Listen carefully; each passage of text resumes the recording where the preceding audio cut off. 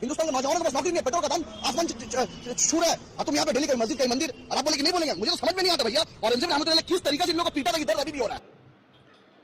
औरंगजेब ने किस तरीके से हिंदू को पीटा था, ये विषय यदि ये रख रहे हैं तो आप स्वयं सोचकर देखिए कि ये मुगल की औलाद जो औरंगजेब है, जिसने भारत देश पर काफ़ी समय तक राज किया और भारत की एकता और पराकाष्ठा को इतना ज़्यादा दुनिया भर का ठेस पहुंचाया, उस जैसे व्यक्ति का ये समर्थन करने वाले हैं। और इनके जैसे ही काफ़ी सारे व्यक्ति हैं, आप इस वीडियो में सुनिए।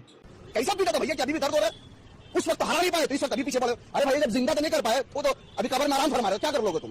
और जिंदा थे ना, तो औरंगजेब को जो छत्रपति संभाजी महाराज है ना, उसने या उन्होंने इनको ऐसा नाच नचाया था ना कि लैला भी कांप जाती। और उसकी बेटी तो उसको दीवानी हो चुकी थी, जो औरंगजेब की बेटी है वो।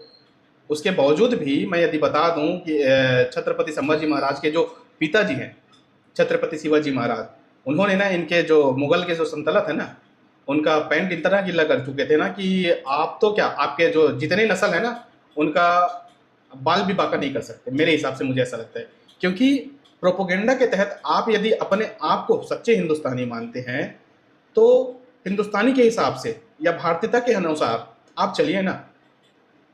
क्योंकि मुझे नहीं लगता कि आप भारतीयता के अनुसार चलते, आप तो एक एकलौते या एक अपने ही मजहब के कट्टर वामपंथी विचारधारा के हिसाब से चलते, मुझे ऐसा लगता है।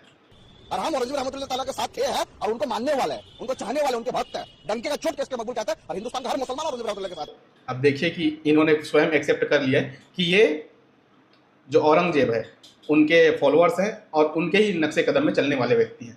तो जब इनका मानसिकता या इनका विचार जब ऐसा हो सकता है, तो हम छत्रपति शिवाजी महाराज या छत्रपति संभाजी महाराज या फिर मान के चलिए हम वीर सावरकर के जैसे विचार क्यों नहीं रख सकते।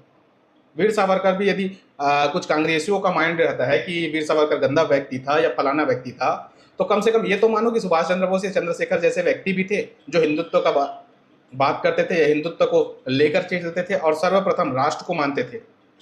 तुम्हारे जैसे दोगले नहीं है कि एक अलग वे में चले, खाली एक कौम को लेकर के चले। जो ये बात कह रहे हैं उन लोगों को जिंदा गाड़ देना चाहिए।